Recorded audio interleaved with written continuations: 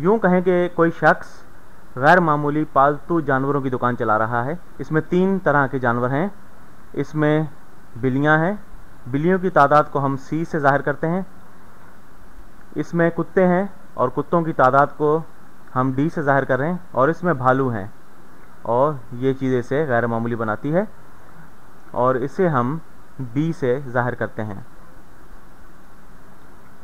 और कोई हमें कहता है कि इसमें बिल्लियों की तादाद जो है वो ज़्यादा है कुत्तों से और कुत्तों की तादाद ज़्यादा है भालुओं से। और फिर हमसे पूछा जाता है कि इनमें से कौन सा इजहारिया जो है वो बड़ा है, B/C जमा D जमा B या 1/3। तो मैं आपको चाहूँगा कि आप जो है इस वीडियो को रोकें और इसके बारे में सोचें कि इसमें से कौन सा बड़ा है। हो सकता है दोनों में से कोई भी बड़ा ना हो, दोनों बराबर हों। हो सकता है दुकान वाले ने जो हमें मालूमात दी हैं वो नाकाफ़ी हों और इसके बारे में आप ज़रा गौर करें। तो यहाँ पर देखें कि यहाँ पर जो है B जो है भालुओं की तादाद है बटा C जो है वो बिल्लियों की तादाद है जमा D कुत्तों की तादाद जमा भालुओं की तादाद। तो भालुओं की तादाद बटा तमाम जानवरों की तादाद जो है कुल तादाद वो है हमारे पास। और ये हिस्सा जो है ये जुज़ू जो है ये कसर भालुओं को ज़ाहिर करती है, भालुओं की तादाद को ज़ाहिर कर रही है। तो ये कम है 1/3 से, बराबर 1/3 से या 1/3 से ज़्यादा है ये भालुओं की तादाद, हमने ये मालूम करना है। तो मैं आपको कई तरीक़ों से जो है ये आपको करके बताऊंगा। और पहले हम जो है इसे बसरी तरीके से देखते हैं कि जो कसर जो भालुओं की है वो बड़ी है 1/3 से।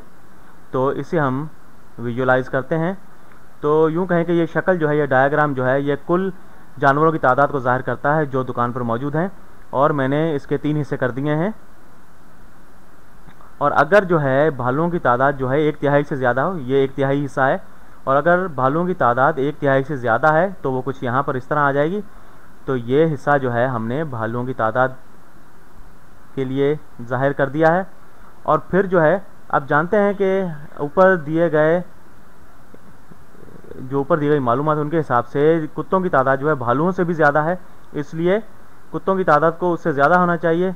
और बाकी जो हिस्सा बचता है उसके हिसाब से जो है जो बिल्लियों की तादाद है वो कुत्तों की तादाद से भी ज़्यादा होनी चाहिए और ये इस कुल हिस्से से भी ज़्यादा बड़ा होना चाहिए उसे। तो लेकिन जो है यहाँ पर हम 3 हिस्से जो 1/3 से बड़े हों और उन्हें आपस में जमा करें जो कुल हिस्सा बन जाए, ऐसा नहीं हो सकता। और ये जो सूरत है यहाँ पर ये गलत साबित हो जाती है।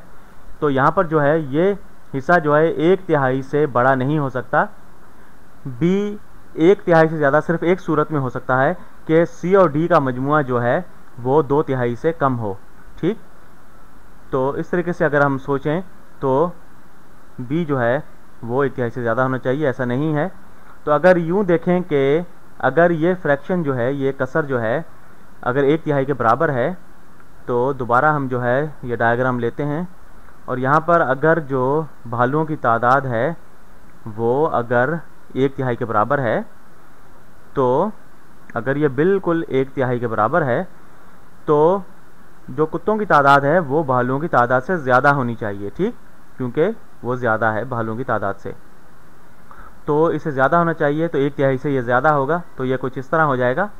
ठीक, तो कुत्तों की तादाद अगर भालुओं की तादाद से ज़्यादा है तो बिल्लियों की तादाद जो है वो कुत्तों की तादाद से भी ज़्यादा होनी चाहिए। और हम जानते हैं कि ये भी सही नहीं है। तो हमारे पास जो एक ही तरीका रह जाता है कि इसे जो है 1/3 से कम होना चाहिए। तो दोबारा हम जो है ये शक्ल बनाते हैं। तो यूँ कहें कि इसे 1/3 से कम होना चाहिए भालुओं की तादाद को। और आप ये सोच सकते हैं, बल्कि मैं इसे बिल्कुल वाज़ेह तौर पर कम कर देता हूँ ताकि आप इसे अच्छी तरह समझ सकें। तो ये भालुओं की तादाद है और ये जो है ये जामनी रंग जो है ये कुत्तों की तादाद को ज़ाहिर कर रहा है और ये तकरीबन 1/3 के बराबर है। ठीक, तो अब जो बड़ा हिस्सा जो है ये बिल्लियों की तादाद है। और यहाँ पर देखें कि उसी रंग से, गुलाबी रंग से मैं भरता हूँ, तो ये हिस्सा जो है ये बिल्लियों की तादाद को ज़ाहिर करता है।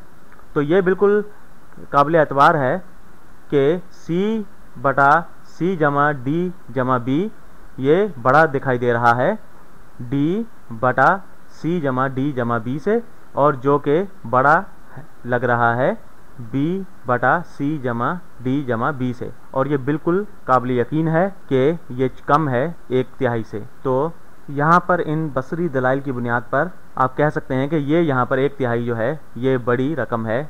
अगली वीडियो में मैं आपको इसके बारे में तज्जियाती दलाइल दूंगा, और मैं ये ग्राफ और डायग्राम वगैरह नहीं बनाऊंगा ये साबित करने के लिए कि ये 1/3 से कम होना चाहिए।